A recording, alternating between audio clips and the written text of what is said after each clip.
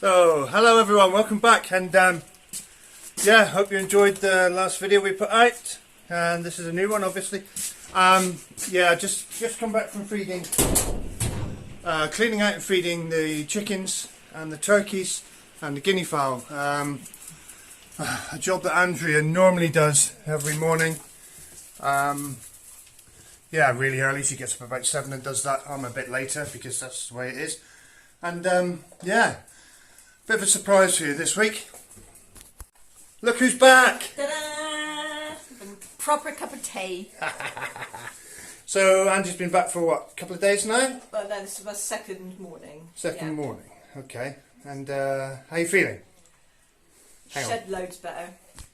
So how you feeling? Shed loads better. Really? It's just so nice to be home.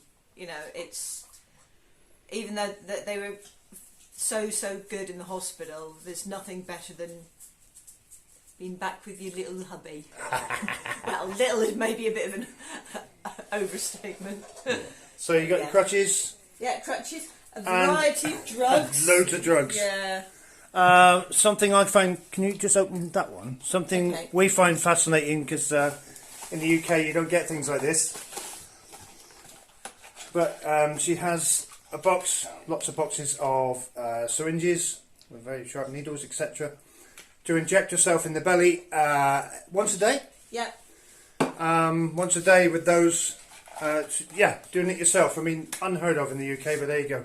I mean, thankfully, you have to pinch a bit of fat and stab it into that, and so I've been able to grab a good handful around the belly and do that. But that's my antithrombosis or anticoagulant thing. Yeah. So because obviously after an operation, there's always the threat. So yeah, just having a quick cup of tea, and then I do a little bit of some general domestic stuff and a few exercises on my leg, and yeah, it's so can you stand up for us and show us?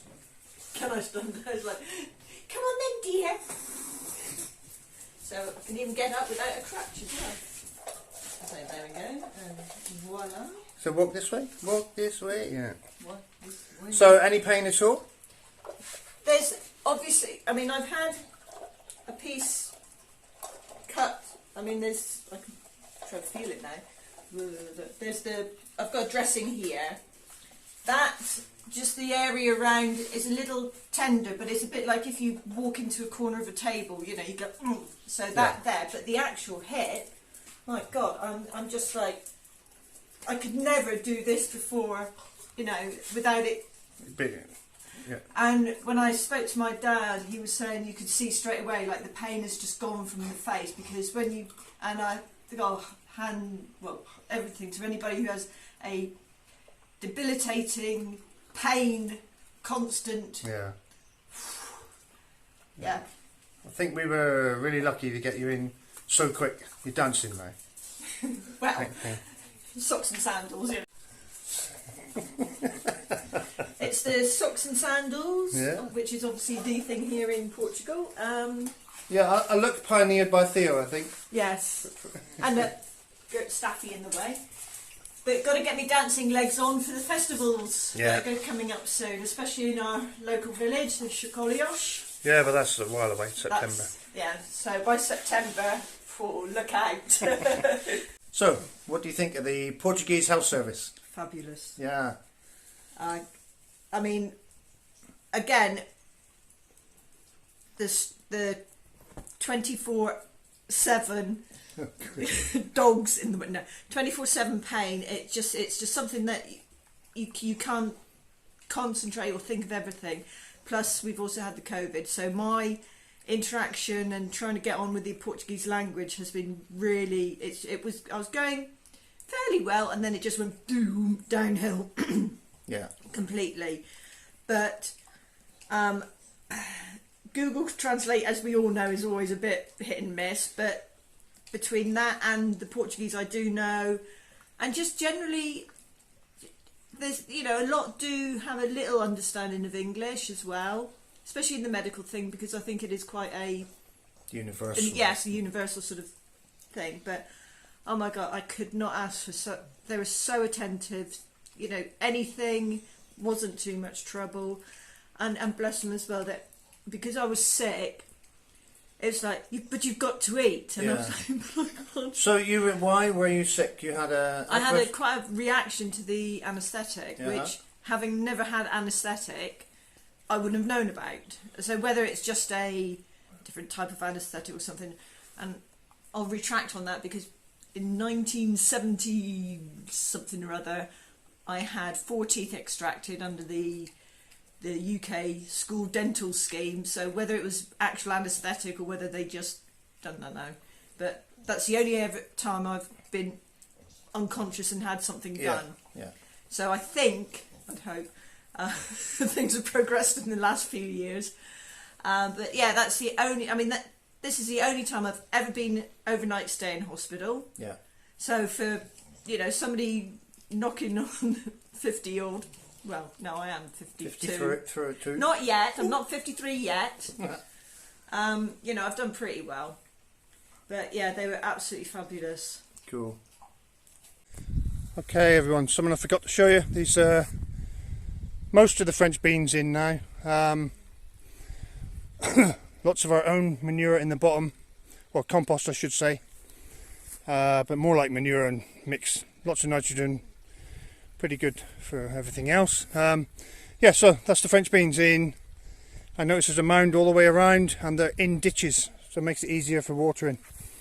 When the beans are still going strong, and the water's still running. Yay!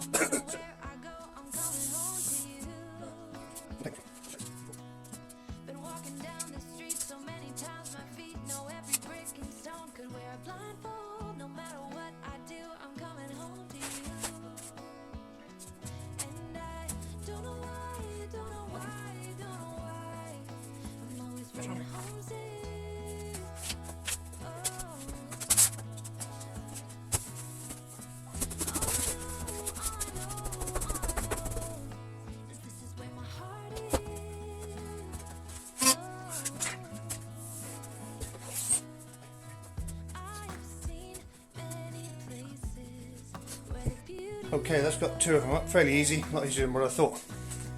So they join together, these slabs. They're little, I don't know if you can see here. Ooh. Little holes with a little collar inside on the female side, and the male side, that's obviously little pins. But I think when these tables are made or put together, they're all individually drilled and measured. You can see the original marks here where the maker has made the centre of the hole, and as I know, when you're drilling holes with a masonry drill bit, you can never get it exactly accurate. It's quite tricky. So I've measured this distance here is 119 millimeters, and this distance over here is 119. But if I tried to do it the other way around, put the other side against there, I've measured here, and this is 121, so that won't fit, so it has to be the other way around. Sorry, I've just noticed something.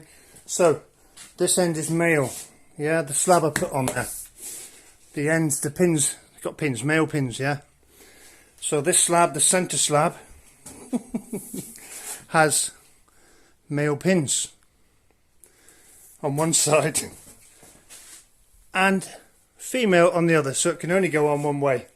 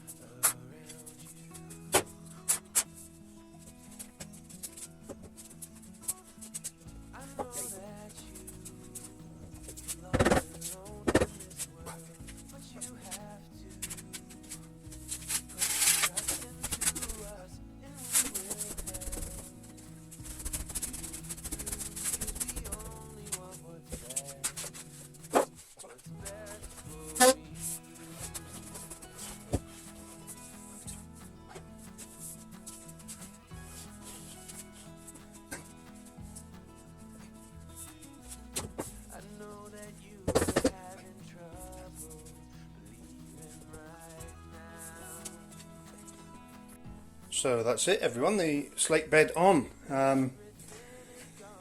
Yeah, I'll probably have to get a clamp to go from one end to the other, like a giant sash clamp, because I do have a bit of a gap on the joints. All the pins are seated, but they just, you pull one side in and the other side kicks out, so yeah. And then I have to figure out, I need to do some repair on the cushion inserts here, which look like mahogany, which isn't a problem.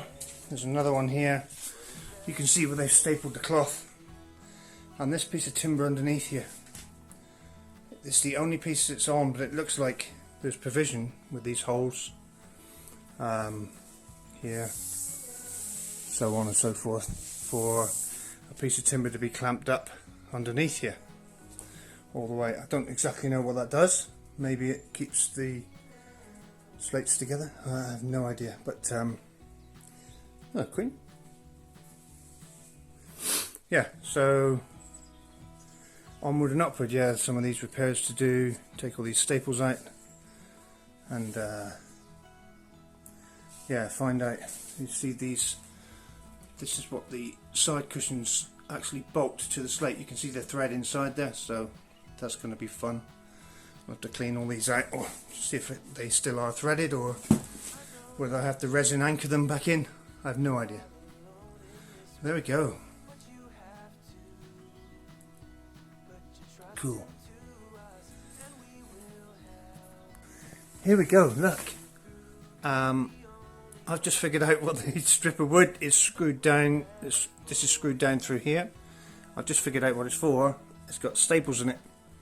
Yeah, so it's obviously when you stretch the cloth over the table, pull it down over the side, staple it there to fix it. So I've got to put new timbers all the way around the rest of it. Cool. Okay, so that's, as we know, all three bits of slate on, but there is a slight gap, as you can see, and I can't physically push them together any more than that. So what I've done is come up with a make do method of closing that gap.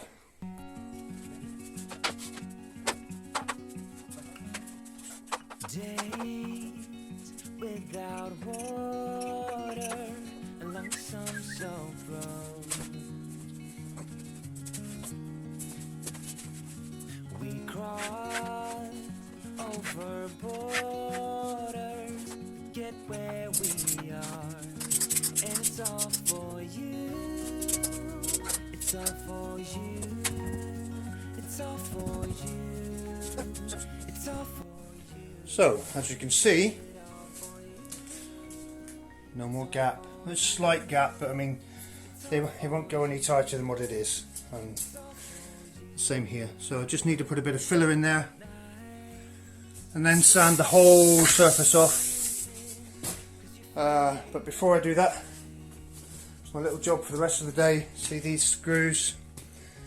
So for the cushions that go on the side, they're in 6 pieces, yeah, 2 for each side and 1 for each end, and they're fixed into these threaded holes in the slates, yeah. So there's 4 for every cushion, and it's 12mm threaded bar that I'm using, and the thread isn't too good. So what I'll do is put some form of fixing agent in the holes and then screw them in and let it go for 24 hours.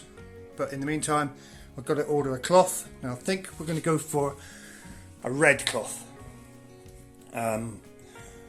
just because, yeah, well, we like red, and some of the equipment in here has red bits on it. I mean, yeah, so we're thinking red. Let's yeah. Okay guys, just to give you some idea of what's going on, another Hilti tool, it's just a puffer to blow the stuff out of the holes. And then what I'm going to do is use this Sikaflex mastic, which I have in abundance, and I'll probably put a little bit like so on the head of each bolt. There's not much room in there, so I don't want any chemical anchor which is too coarse. Do you know what I mean? So I'll just use this because it will squidge in there, and Sikaflex is a really good adhesive as well. So something like that, guys. We'll screw that in, and we'll do that. That one there. Yeah, we'll do that 24 times around the table. I need to get a nut on each end. Hang on, I'll show you.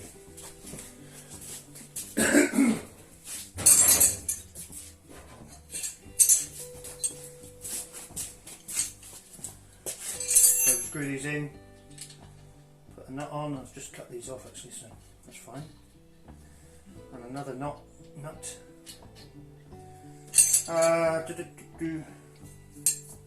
And then we will just bite them together. There's a locking nut on the end, and then just screw these in.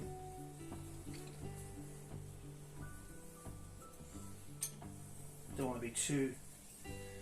The holes, you know, they've been, yeah, sort of. When they, I don't think they were terribly careful when they took the bolts out.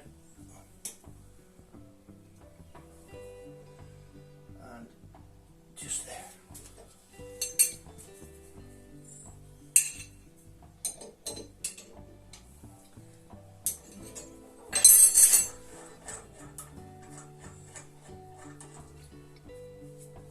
Yeah, just repeat that process 24 times. So I've just taken all them out again. I didn't put them all in, just put that one in, and then after putting the one in and filming that little bit, I realised I need to put the cloth on, because the cloth comes over this, and there's a piece of wood going on the bottom here that I can staple the cloth to. So, where's that focus? Yeah, so I need to put the cloth on here, staple it, and then cut a hole in there, and then fix these afterwards. Hey ho. So here we have it, guys. 4 bits of lovely Douglas fir, virtually knot free. Yeah. So these bits are what the cloth will staple to. So what I've got to do, hang on, let me put this on wide angle. So as I was saying, what I've got to do is screw these bits up under here, like so. Yeah. And they screw down through these holes in the top. And then the cloth comes over, and let me show you here. The cloth comes over the top and staples into here. And virtually every pool table that happens on. So I'll just crack on and do that. Okay guys, done a little bit more work in here. Yeah, still got to do another coat of paint. Got to finish off the pointing in a minute. But one of you suggested we do a mosaic on the top of here. Basically I found another couple of bits of this so it matches everything else. So that's what we've done there. Yeah, so nearly finished. Just need to silicone behind the sink and then treat this, do this edge with something, probably grout when I grout the top. I haven't grouted the top there. But yeah, there we go. Hi guys, yeah, just been doing some stuff and I thought, oh, maybe I should record this. Be good thing for you guys to know if you wanted to do it in the future. Pizza bread, yeah. So I'm making what they call a Poolish, which is like basically 100% saturated flour mix to start with, and then you add 50% more flour whenever you need to use it, basically, yeah. So basically, I'll show you if I can get the cling film off. Here we go. So we have this mix here, and as you can see,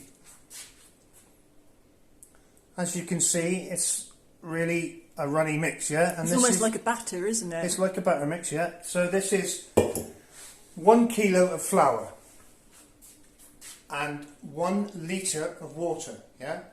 So the flour and water weight is roughly equal, but kilo of flour, a litre of water, probably 15 grams or so of dried yeast, and a good glug, say 10 grams. More than More, that. 20 grams. 20 grams of honey. The honey gives the yeast something to feed on and starts everything going away. Yeah? Smelling lovely, sorry to Yeah. interrupt, it's just had a big... And then you basically cover it with cling film. Or, what's this called in America?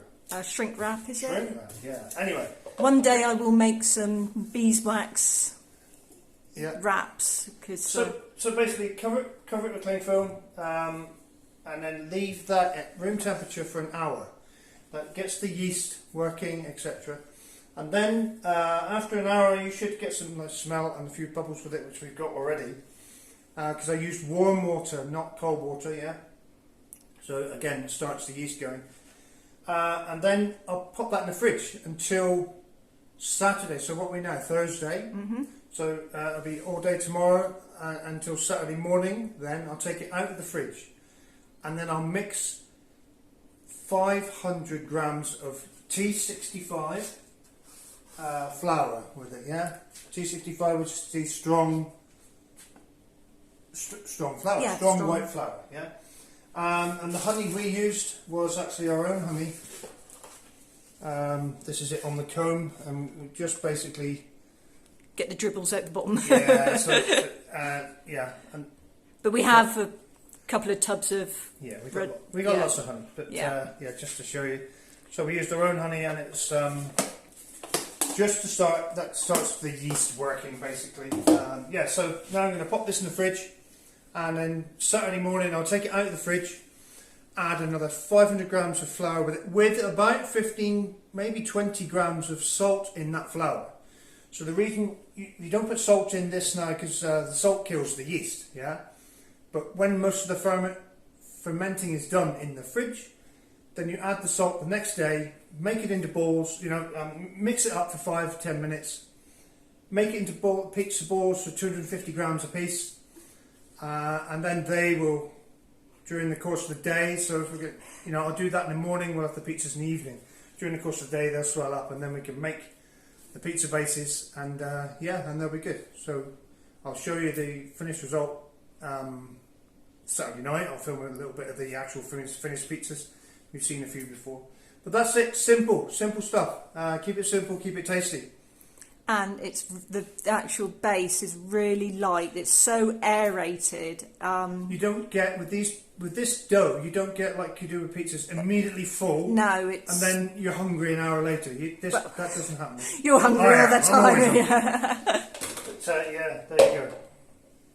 So, in the course of her physiotherapy, Andrea decided to get up and make some tomato sauce. Well, we're having pizzas and we've Yeah. used up all our tomato sauce. So, because we had a real good glut in the summer, best thing to do, freeze them. So last night I took these little chappies out of the freezer, left them in our sort of, what's that? Lavanderia sink to thaw out. And now the great thing is, with again, you know what really we like? We like simples.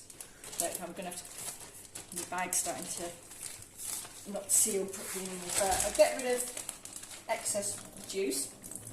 Because these are the little cherry ones, I don't want them to all fall out into the sink. But this is just going to be a tomato sauce, because we can then use it once I've got it all sort of tomato saucy like.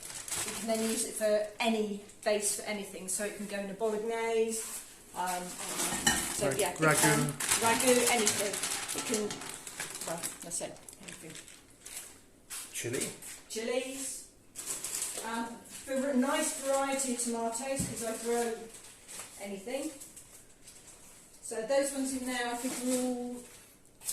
We had the Ildi. I call them little, but yeah, some Ildies and some other little cherry ones. I think some of these were our some friends of ours, Linda and Russ, had some heritage red cherry tomatoes. So I think we've got all sorts in there. They obviously when you freeze them. They lose a little bit of their vivid colour, etc. But yeah, they're doing all right. But because of what they're going to be used for, I mean, that was the purpose of these ones. Yeah. They were always, because we had such a glut. I did a few batches of sauce, but there's only so much sauce one can do at one time. Now this is a really interesting mixture. I'll tip it into the pan and you can see. So, we have the Portuguese ox heart, which is Coração de boi. Coração de boi. These are the most, they're just fabulous. They're so, I mean, even now this has been frozen, you can see it's like a big meaty. They're really fleshy, aren't they? Yeah, they're like a really fleshy tomato. They're just really, they're just a fabulous sort of tomato. And really tasty. And tasty. Now these are a heritage green zebra. And I don't know if it will pick it up on the camera. Yeah. But they're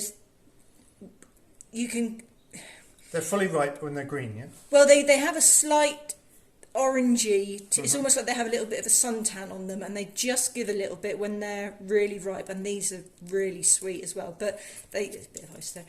They've got the more typical sort of tomatoey internal lookings about them, but so this is going to be a right mixture sauce. Back in bag number 3. Bit of the extra juice. So there's so much liquid in these because when you freeze tomatoes whole, there's lots of air gaps around them. Those air gaps, obviously, when you freeze the air, it makes water. So most of this is just the air around the. But it also means I don't have to add any water to the tomatoes. Yes, exactly. Now this is a really interesting pile of tomatoes. Again, Ildies. And they were a Kumato mini tomato. Yeah, just basically seeds from the ones we bought in the supermarket. Yeah, and they're a dark cherry tomato, yeah. But they're really sweet as well.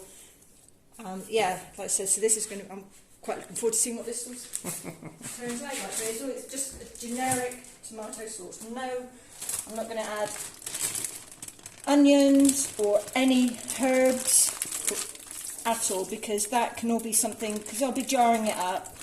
We can then use it, if we decide, we want a nice garlicky something, get a shed load of garlic. Yeah, we can add garlic to it or add onions to it or whatever you want to do. So this is just tomatoes? Yes. Any salt? Nope. No salt? Nope. Get you. I know. We had to do these for the pizzas on Saturday night because we've run out of the jarred sauce that Angus usually does. So yeah, It's not going to be a lot of pizza. we don't need that much pizza, but I've been using it for to make ragu sauce and chilies and everything else, and a couple of tomato soups with it. So Yeah. yeah, when this is just cooked and blended, yeah, it. And the other It's thing, so many uses, and freezing them. We're lucky enough to have a couple of freezers, and yeah. so as I said, because they've been frozen, there's obviously quite a lot of water, and I'll just dry my hands off a minute. Because they've been frozen, there's already water in them, so they don't need any additional water in there. I'm just going to turn it off, and I have to remember which one it is. Make sure it stays on. What's the yellow light? Probably because I've Oh, something burning there. Hey ho. right, put the there. So that will just, as I like to say, jowdle down. I let it do that quite slowly, just to get it all nice and down. And then the other thing I don't remove the skins. I don't see the point in it. People go, you know, you have to push it through a sieve and get rid of all the pips and skins. Good blitz with a blender, and you get a nice sauce, and you've got all that nice fibre and... Skins aren't an issue. No, we like skins. So on top of all that, yeah, that's about it. Yeah. How is your leg? How's your hip doing, by the way? Well, I'm actually okay. Yeah. You know, the movement is there. I don't know if I'll be limboing yet, Okay. but yeah, I think I am ready for a little bit of a sit down. I've got to do an injection later on today. Yeah. But the underlying 24/7 pain is not there. I've a little bit of, I think it's just like a muscle thing. Just a bit sore, maybe. Yeah, Yeah, it's quite a major operation. But apart from that, yeah, I'm loving it. Cool. And I'll get a spoon thing. So, guys, that's an hour at room temperature. Look at it bubbling. Yeah, and that smells lovely. It does, doesn't it? So I'll pop that in the fridge now, and I'll take it out Saturday morning-ish. Right, so I'm just giving this its final stirs. You can probably see it's quite soupy almost. You know, there's a lot of juice in this. But what I'm now going to do, Oh, it smells lovely. that gets turned off, and because obviously the pan is hot, I get one of our trivets. Trivets. All over there? Yeah, afraid so. Oh, yeah. Okay. Should you be lifting a heavy weight after your... Huh? Yes. Okay. It's only to there. I don't know which side. So that can get the skinny bits off, because, like I say, I like the skin. No.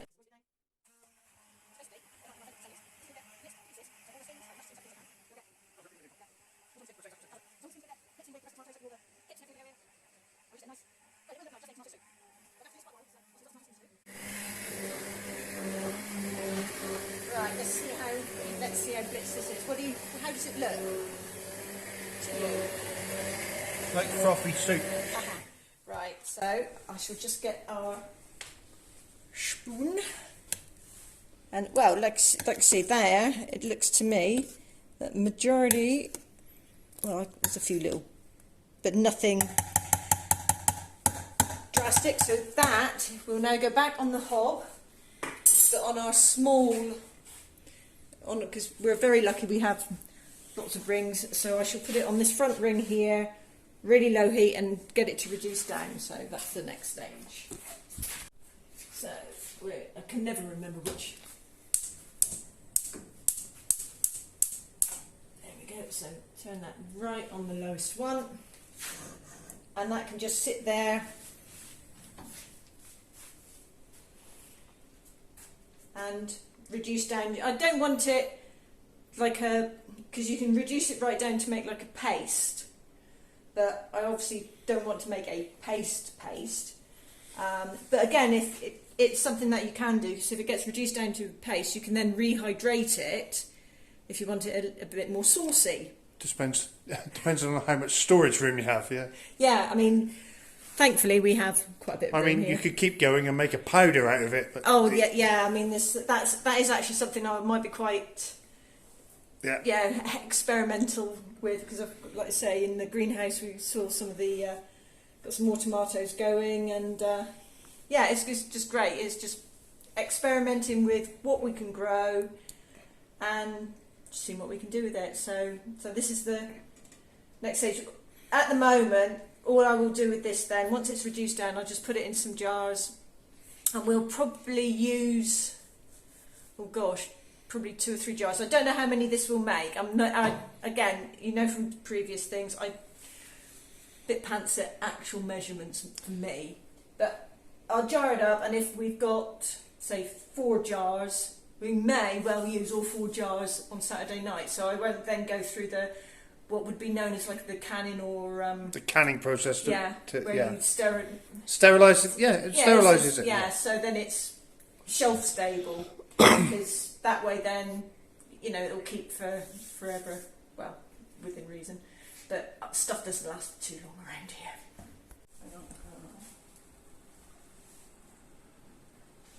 Okay, guys. So that's it for this week. Thanks for watching. We're trying to get a bit more organised with the videos, but pool table will be an ongoing thing, obviously, and as with everything else. Hope you enjoyed it. Thanks for your likes, thanks for your subscribes, and don't forget to ring that little notification bell. Yeah. From my point of view, thank you so much for your fabulous comments. Overwhelmed. It really does mean a lot. I mean, Nick reads everything out to me because you can't read. Oh, no. Yeah, my eyesight's going as well. No, it's just absolutely fabulous. I cannot thank you all enough for the love and support that's obviously coming through, and I think, thank you. I can't say anything else. So. Cool. Yeah. Okay, see you next time, guys. Bye. Bye.